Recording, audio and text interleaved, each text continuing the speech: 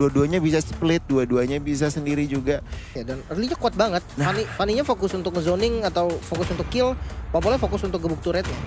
Iya, kalau kemarin kita berkaca dari game sebelumnya ataupun match sebelumnya, Lord Mei itu udah bagus banget lepasin Kufra. Tapi hari ini dengan adanya Fanny yang tepat berada di depan dia nih, ditahan Pak Kufranya untuk tidak dikeluarkan.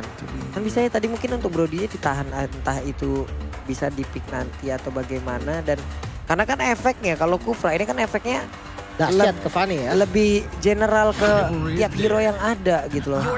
Untuk bisa memberikan efek CC-nya. Memang Brody juga bisa memberikan tahun dapat memori kepada seluruh player tersebut. Tapi fondasinya kan yang memang ya harus dihasilkan juga dari Kufra itu sendiri. CC-nya juga pasti gitu kan. Iya. Kufra, jadi tinggal di follow. Tapi kalau misalkan kita lihat clean nih. Untuk match up clean. Melawan Brody.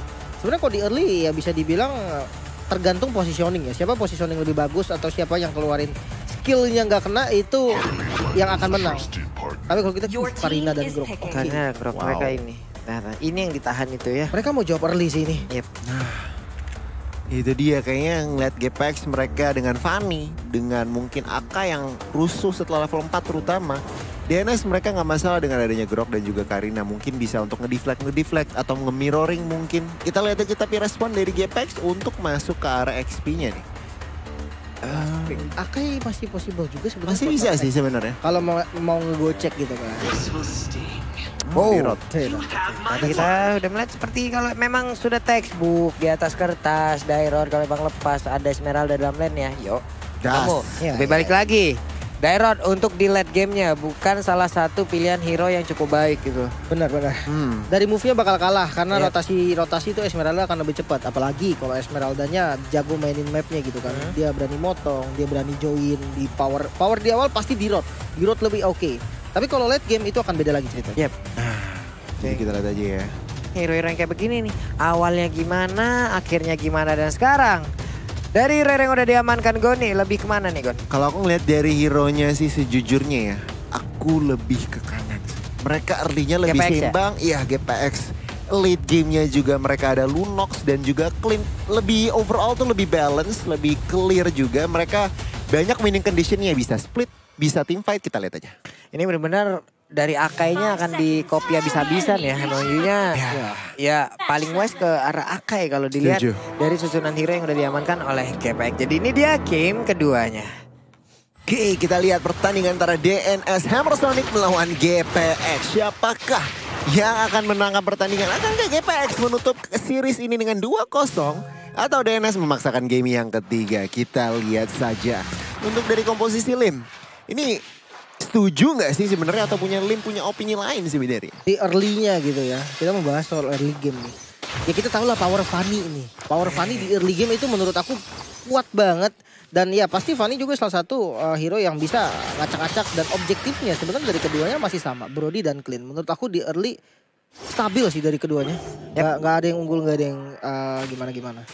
Nggak ada yang unggul, nggak ada yang gimana. Ada informasi nih guys. Nikmati keseruan Hyperblend mode arcade baru yang dapat membuat Anda bisa memilih skill hero lain lain dari kumpulan skill acak dan mencocokkannya dengan hero yang Anda pilih. Jangan lewatkan keseruannya hingga 22 Agustus 2022 ini. Pak Pulung udah coba belum? Sudah. Seru kan? Seru. Ada satu skill lagi kan? Iya. Coba Alice. Coba ambil steel cable dong. Waduh. Itu gak berhenti tuh Pak. Gak berat tuh ya. Saya kemarin sudah pakai saber, pakai stunnya Yudora. Wow, apa yang terjadi? Ada satu korban shot, Valentina down. Oke, tadi pergerakan dari Ray dengan high and dry-nya mungkin berhasil mengisolasi seorang mid laner di bagian tengah.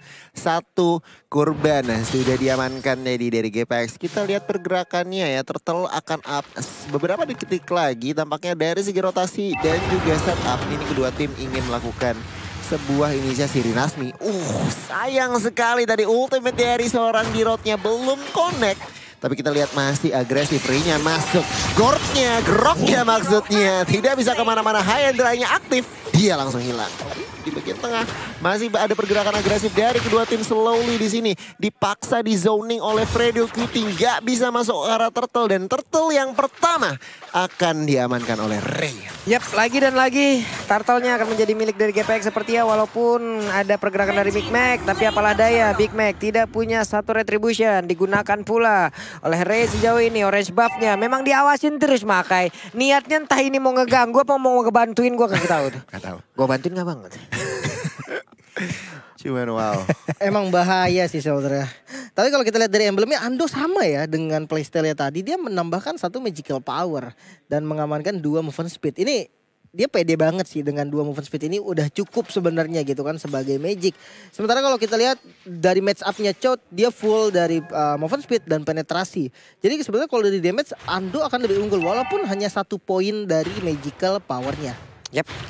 Nih, Lord May udah langsung ada di bagian atas. Menabrakan juga dengan satu wild shot. Dan sepertinya Clean tidak akan bertahan lebih lama lagi. Tapi dari kejauhan udah ada backupan yang ada dari teman-teman GPX. Namun untuk kali ini Brody-nya tertinggal seorang diri, ada flicker. Ditabrakin begitu saja. Udah ada 2-1 heavy spin. Pada main Beyblade kayak begitu ada tabrakan. Ada satu crash gear. Langsung berantem di area tersebut. Dan dimana untuk kali ini ada Ray mendadak hadir juga dengan pada bantuan dari barirnya. Dia pergi ke kanan, ke kiri, ke atas, ke bawah. Dan ada satu korban, bahkan 2 dari DNS itu sendiri. Wow, Ray dengan double kill di bagian atas meruntuhkan apa ya setapan yang dibangun oleh DNS. Dan lagi GPX udah leading. Oh, di sini kita lihat Rinasmi dan juga Ray 2 melawan 1. Big Mac, kamu mau kemana? Sprint sudah dilontarkan, tetapi apa daya unstoppable akan diamankan oleh seorang Ray.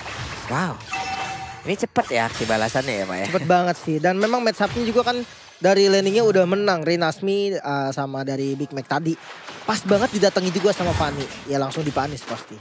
Oh, ini harus benar-benar perhatikan DNS. Jangan terlalu overextend kalau misalkan masih kurang informasi. Yep. Kita lihat saja dari ekonomi sudah tertinggal 2.000. Turtle next sudah up. Dan dari posisi ya, ini Grok dan juga Akai udah say hello di bagian atas. Yap. Dan sekarang Fanny-nya udah mulai bergerak pula. Akai menjadi opener di bagian depan. Nyolek udah ke arah Turtle-nya. Tapi ditutup jalannya, mau kemana sih Tal? Dipaksa reset. Masuk. Udah maghrib pulang ya.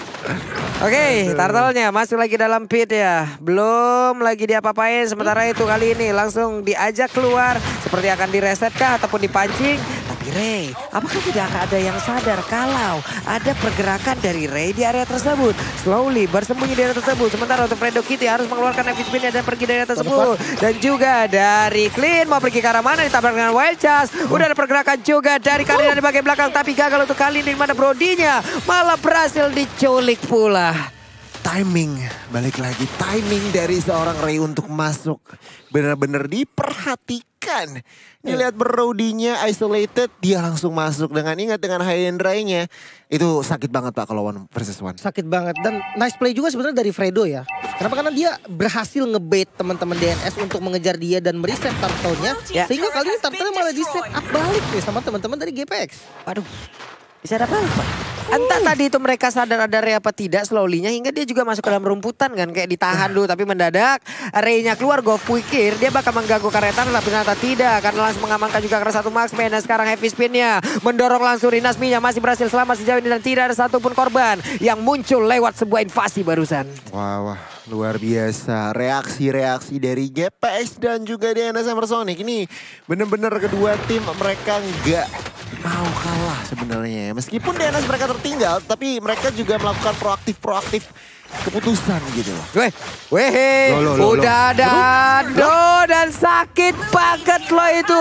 Magical damage, chaos assault masuk semuanya ke dalam tubuh dari Grok dan barusan. Karina tidak bisa melakukan apapun, hanya bisa digas dan Cutthroat-nya on point. Gila, 2 member lagi dan lagi harus dibayarkan. Fredo dengan heavy spin dan flickernya masuk ke arah mid side. Tapi kita lihat shoot masih bisa kabur dengan heavy spinnya juga. Dan bahkan GPX mereka nggak lupa objektif mid turret di bagian tengah harus hilang. Gue ngeliat ada gangsing mulu deh tadi ya. Ngadu mulu. Astaga. Ya tapi kalau kita melihat dari itemnya terlebih dahulu, Ray dengan Heptasis dan Malefic Roar, ini bye-bye Brody sih kalau misalkan dua item kayak gini ya. Dan kita lihat dari levelnya juga lebih unggul sebenarnya. Namun big man. Emang benar-benar dihajar habis-habisan dan Ray. Namun Ray kali ini walaupun terkena efek stun tadi yang diberikan oleh Brody, masih bisa kabur dari area tersebut. 8 yard pun jaraknya sudah dipastikan lewat dan tidak akan ada Torn Apart Memory. Ya, dia butuh CC tambahan sih kalau emang mau ngepanis Fanny gitu kan. Gak cukup pakai corrosive strike doang tuh kurang. Oke, nggak kena tadi pollinatornya. Fredo Kitty malah langsung terkaget-kaget, terheran-heran dan dia masuk ke dalam rumputan. Dan waktunya untuk Fredo Kitty kali ini membalaskah? Tidak, dibiarin saja. Masih main disiplin, masih tidak mau terlalu gegabah di sini Cut, memberikan informasi. Kita lihat ya untuk saat ini Ray dengan 700. Gila, ini benar-benar assassin sih Pak judulnya. Iya.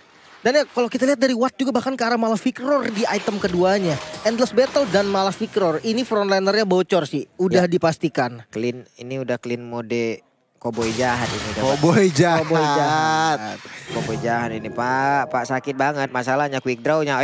Rinasmi apakah yang akan dia lakukan? Masih ragu-ragu, masih terlihat ingin masuk ke dalam rumputan atau tidak. Barusan ada Valentina, namun pergerakan dari Fanny-nya mulai saja ke area dari Purple Buff yang akan dimiliki oleh pemain dari DNS tapi gagal mereka dapatkan. Oke, mereka GPX melihat masih ada Lord. Mereka tidak mau terlalu overcommit ke arah teamfight dulu.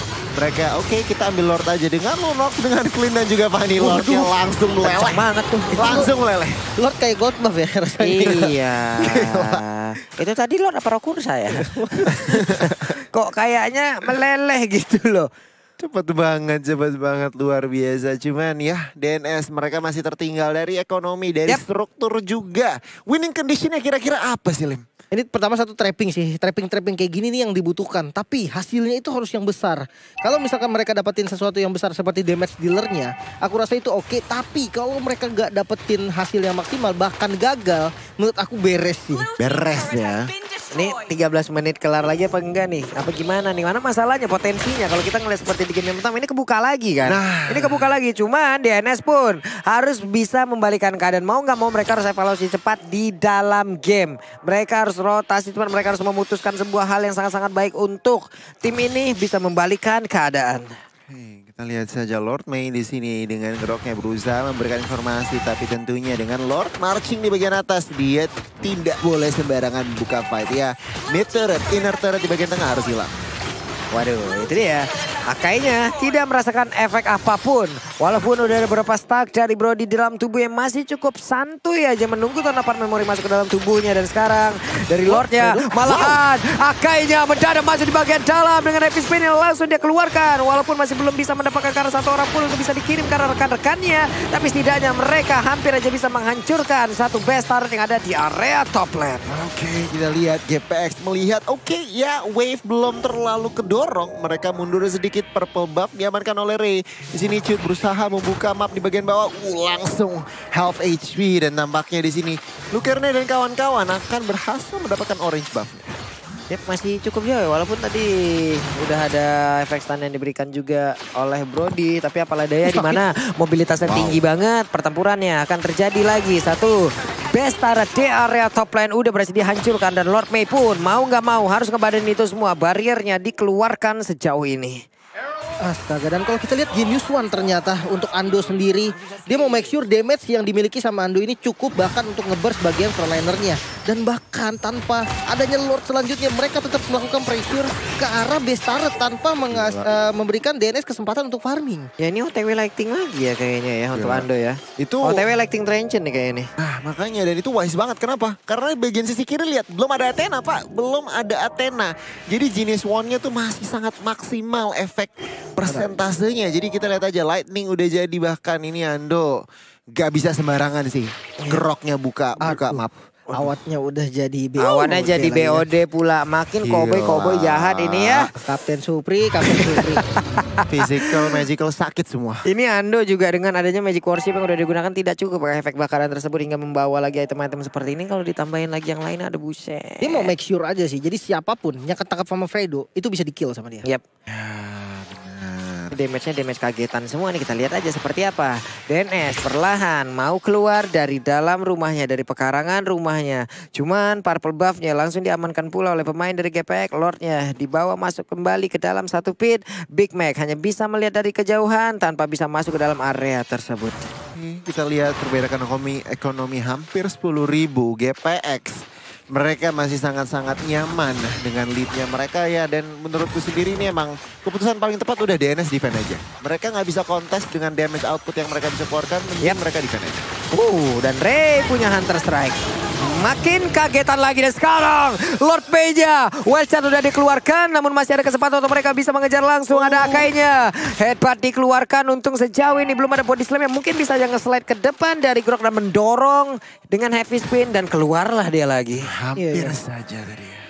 Dan kali ini kalau kita melihat high ground defense-nya sebenarnya nggak terlalu bagus ya. Berbeda dengan game sebelumnya, adanya Benedetta ini sangat berpengaruh. Tapi di game kali ini mereka nggak bisa clear wave secara cepat dan Lord ini udah di enhance. Kita akan lihat defense seperti apa yang akan ditunjukkan sama DNS.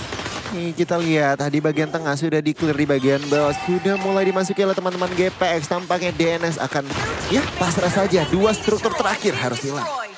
Paksa sih. Itu dia Fredo Kitty. Ada body slam, ada satu flicker. Tapi masih gagal untuk bisa mengantarkan karena satu orang pun dengan heavy spin yang dia milikin.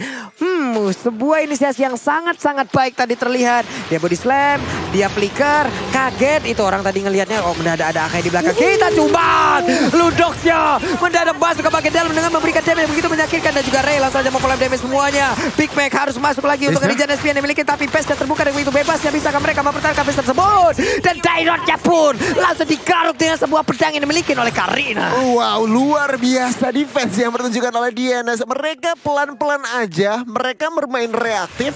Dan ya satu persatu tadi Ando dengan agresif, dengan flickernya tidak bisa membuahkan hasil. Dan satu damage dealer yang sudah hilang itu bener-bener pressure dari DNS tuh hilang setengah.